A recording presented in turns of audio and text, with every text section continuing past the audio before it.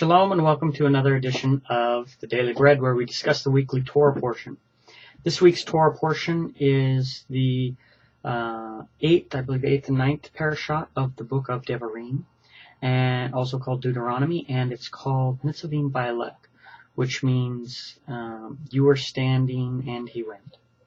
And in this year's message, my message is called Following Him with Your Whole Heart. And so it's based off this week's Parashat. So as we look at this week's Parashat, we see kind of a common theme among many of these points, which is it starts off by talking about standing before YHWH and establishing the covenant with all the people. And then you see, the warning against idolatry. We see the talk of Israel, the prophecy of Israel, being scattered and coming back from captivity, and if they return to the Torah, and that the Torah isn't too hard to do, and loving Yahuwah with all your heart, being, having a circumcised heart, and then we see a changeover in the leadership from Moshe to Yahushua, and the rebelliousness of Israel is talked about a little bit. And we get the second song of Moshe, basically talking about how they're going to go into the promised land and they're going to turn to idolatry, and all the punishments and everything that's going to happen to that. In the Haftorah, we get the description of Zion, the bride. So it's interesting that we have this concept of the bride, and then we also have this concept of the covenant that we start off with. And then really we get some of the idolatry and stuff, and so we see this kind of problem with faithfulness of the bride and the initial agreement, and then the breaking of the agreement, and then the blessing if you return to the agreement. And that kind of sums up this week's Parashat. So my message is called Following Him with Your Whole Heart. And we start off with this concept of covenants, and this is what they're doing. They're standing before YHWH to make a covenant. And I think a lot of people, they like the idea of the covenant and all this and that, and really they see it kind of reminds me of those, if you ever got those things in the mail where you get like 15 CDs for a penny. And see, this is a lot of people's religious views of how God and the Bible works. Like, they're like, sweet, 15 CDs for a penny, and they don't really focus on what the fine print is, that, you're going to have to buy this many at regular price, and here's all what you're going to have to do, and they're going to send you the little notices every week, and if you don't pay for or return it in time, you're going to have to buy those, and you get this whole thing. And those little CD clubs and stuff, they mess up people so much, mainly because when the people got into the agreement, they really just focused on what's in it for them. And I see a lot of people doing that with religion. they get in and they say, oh, well, there's salvation, there's I'll be forgiven for all my sins, and look, I'm going to go to heaven, or I'm going to be, somebody special, chosen by God. Other people are going to get punished, but no, God's people won't. And they say all these great things, and they're going, yeah, that sounds pretty good.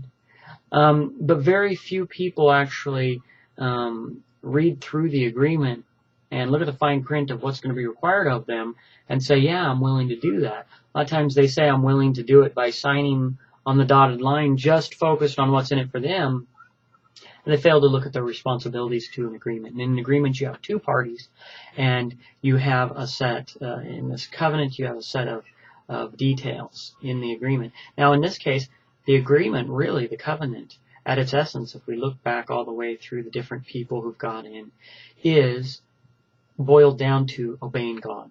That's really the covenant. I'll be your God, you'll be my people. You see, He's God, He's the authority. He's going to be the authority, and you'll be His follower, and His people. That means if He says, hey, everybody stand on one foot, then that's what you got to do. And if you're not sure, just like when He took Abraham out, and he didn't know exactly everything that God was going to ask of him. He hadn't asked him about circumcision yet. He hadn't asked him about sacrificing his own son. See, Abraham was willing to go out there and follow him, but then along the way, he learned more things that God was going to require of him. So at the essence, what he really agreed to in the beginning is saying, I'll follow you, God. But he didn't know where that was going to lead yet.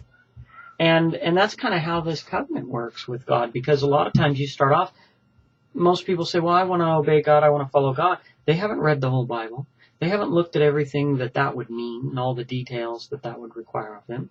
So at the core, it's okay, I'm going to follow God. And hopefully their eyes weren't too large just looking at the blessings that might have been, sold to them by the people who got them into the religion.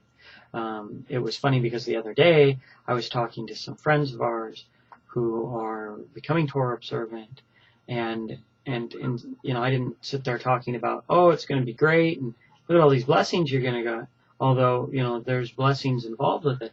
I said, this is a very difficult thing, and sooner or later you're going to find things and learn things that are going to make you feel uncomfortable, things that are going to be difficult for you, choices you're going to have to make if you want to continue to follow God. And I feel like that's more of a realistic point of view. But we start off this covenant, which is really the contract, to say, okay, we're going to obey. Next thing we go into is this week's Parashat talks about the circumcised heart. And we see about that in Deuteronomy, verse 30, verse 6. It says, and YHWH, your Elohim, will circumcise your heart and the heart of your seed, to love YHWH, your Elohim, with all your heart, with all your soul, that you may live. So this is interesting because when we look at what this means, it says circumcise your heart so that you could love YHWH with all your heart. You see, so how I see this is a sensitivity. It's like the uncircumcised heart, just like an uncircumcised man, is less sensitive to things. There's an outer layer on there. And so you don't feel that same sensitivity. And so this is how a lot of people are when they are obeying God. It's much like Paul talks about with the letter of the law and the spirit of the law. In a way, I see that as kind of the uncircumcised and the circumcised, that when you get to that spirit of the law, you're sensitive to all examples of the law. So in the beginning, you're just told, don't sleep with another man's wife. That's adultery. But then that's kind of like the circumcised view of the law, the letter of the law. And then when Mashiach comes and says, if you look with a woman with lust, then you're guilty of adultery. See, so that includes, if you don't look on a woman with lust, you're also not holding her hand, writing her a love letter, giving her a back massage, certainly not sleeping with her. Sleeping with her is one expression, but ultimately you could do a lot of other things with another man's wife that would be unacceptable.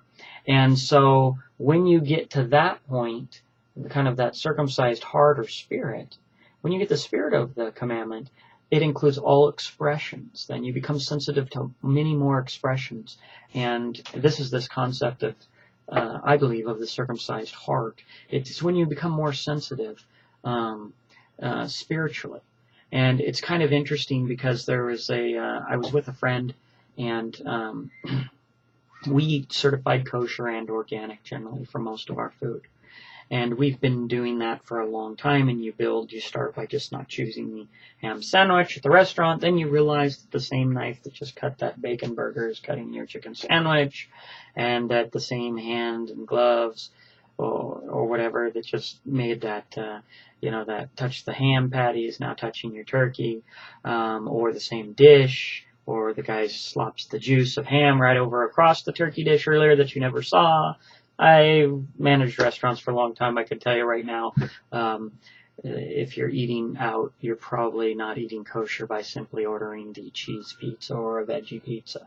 Absolutely no way that's kosher kind of biblically as far as the non-contamination aspects go.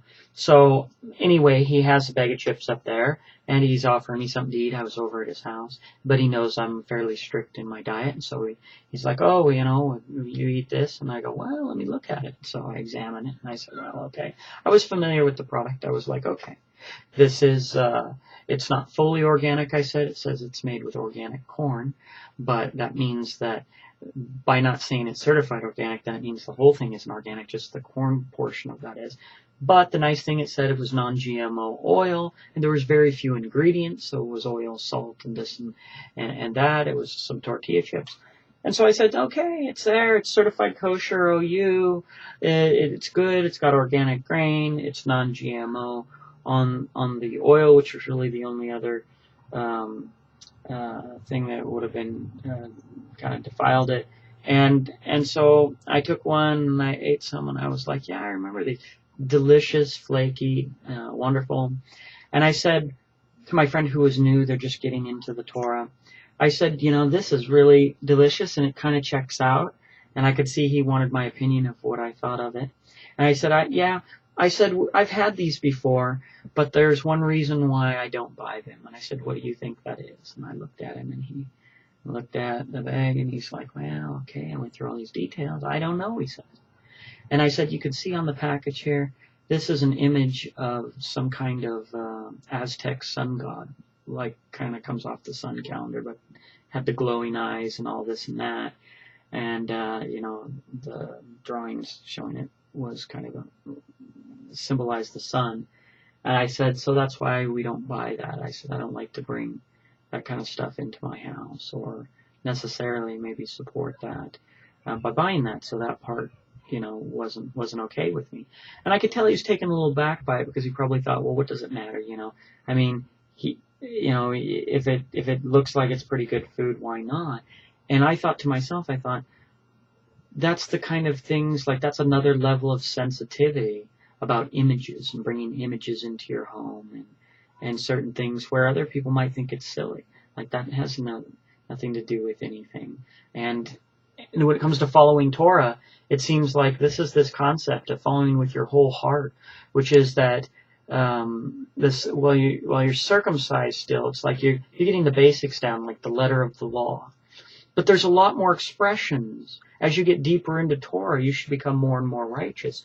And as you go down that road, you become more sensitive to things that you weren't before. Your judgment becomes greater the more you study, hopefully. And that's what I consider the process of circumcising your heart. It will make you more sensitive to a lot more things, where you're taking even the smallest thing into accordance with the Torah and saying, I want all my things to honor God. And in the beginning, you don't see those things, and you don't have to probably. It's a learning process. It's a growth process. But this is why there's things in stages. So as we study by nature, is how we get the details of the covenant, of what it means to obey God. And this whole process is a taking away of that of that covering of ignorance and increasing our sensitivity to God. So next we get to faithfulness, which is a big issue this week's Parashat. And faithfulness is really about consistency. It's saying take what be consistent, at least even in what you understand. Because, usually you're working off of a library of an understanding of the covenant or the contract, the Torah, and what it means to obey God. And really, you're going to fall down a lot and do things that you probably know you shouldn't do. And so you have those battles, just to be consistent to what you know. Then on the other hand is to study, to learn the things you don't know, which will increase your spiritual sensitivity to God and help you to be better keeping that covenant. And then we get to the next part, which is this big concept in this week's Parashat, is the return to Torah. So the return to Torah is really about humility and desire. It means that within the Torah, a lot of people think, oh, that Torah, those laws, everything you did was the death penalty, and there was no mercy, and it was just this hard thing. And the reality is the whole sacrificial system is built around this concept that people are going to fall down. They're going to make mistakes, and that's okay, because that's built into the covenant. And then there's things you have to do in order to be made right and to restore the relationship and to be redeemed. And mercy and redemption and all of that is built in to this concept of the covenant. So it's okay to make a mistake, but what's not acceptable is if you don't fix it. Now that goes to another problem that a lot of religions teach, basically, well, Mashiach, died for our sins, so basically we don't have to do anything to fix anything. We don't have any sense of responsibility.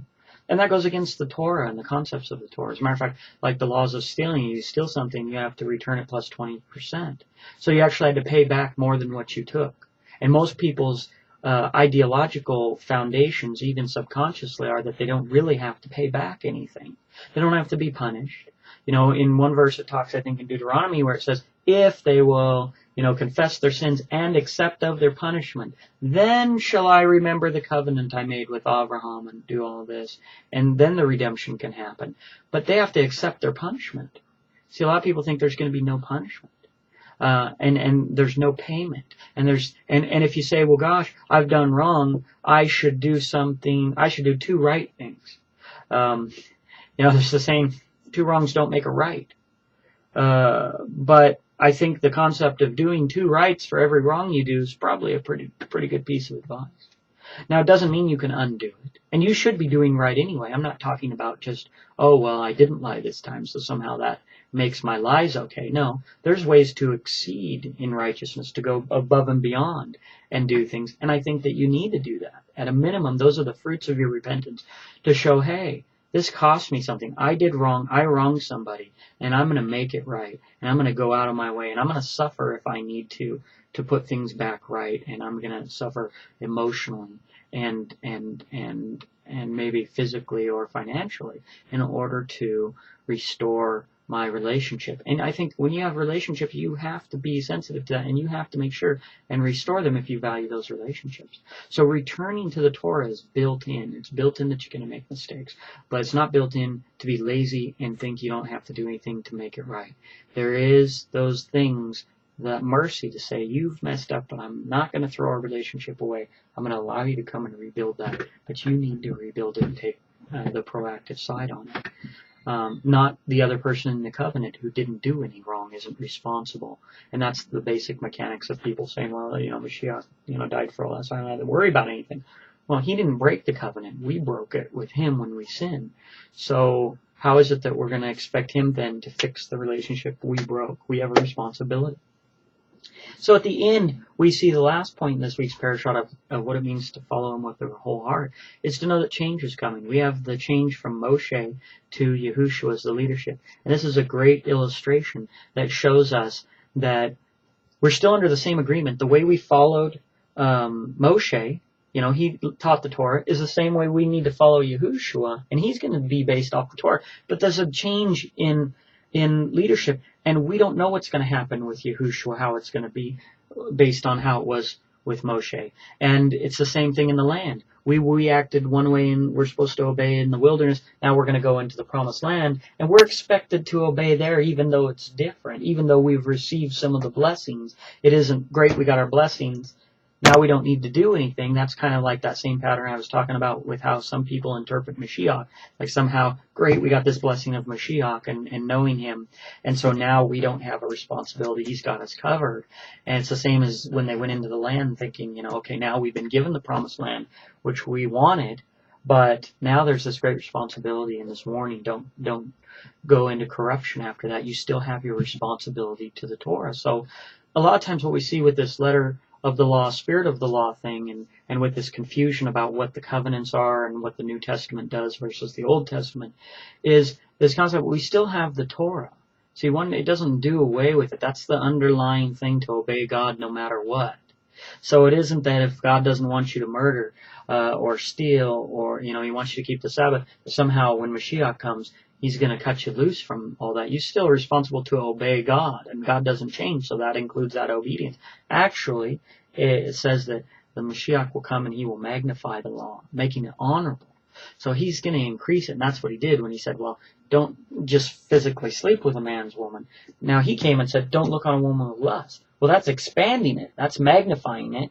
That's proof that he's the Mashiach, because he actually included more expression when he said, not just you shall not murder, but if don't be angry with your brother without cause. Well, that includes so many things, kicking and punching and hitting him with a baseball bat, all these provoked attacks, which may not be murder, but they expand the Torah. And so one of the interesting things and dynamics is that in the beginning we make this agreement that we're going to obey God. But we don't know what's changing, what's coming up. And we have to be willing to say, the more I study to learn the details, to get that circumcised heart, and then I got to remain faithful in everything that I already know. We make the agreement, okay, we'll obey you. Then we have to learn what the details are and what do you want me to do. Then we have to stay faithful to what he says to do and be consistent. And when we make a mistake, we got to come back and bring ourselves back to obedience. And then when things change and he asks you something new to do, like, hey, you guys need to circumcise yourself, like he said to Abraham, that's not the time to go, well, gosh, I didn't know that. Certainly you couldn't have said that, or you must have meant something else. No, you have to be willing that whatever God then sets before you as we study His Torah, we learn more of what He wants us to do, what He's wanted people to do in the past, and He doesn't change. So as we get more, we can't explain it away or try and ignore it because we don't like that. We like what we've learned so far, but then we come to something we don't like. We have to keep going with our obedience and endure through that. Because this is just like a marriage. Now you're in the marriage. There's going to be good times and bad times. And when you get to those good times, isn't the time you can just say, hey, well, I'm bailing out, because it's getting tough. You made a covenant. You made an agreement. And that was an agreement that is going to stay there. When you make mistakes, it's going to stay there. When you don't want to do, when you find new revelation and don't want to do it, you're still responsible to that covenant. And so that is what it means to follow Him with your whole heart. You have to understand the covenant, learn the details, be faithful to it, return to it when you fall away, and accept every new thing. Study to learn the new things and then accept them as they come. And this is the process of following YHWH with your whole heart. So until next time, I'm going to say Shalom and strive for righteousness, and don't let anyone talk you out of that. All right.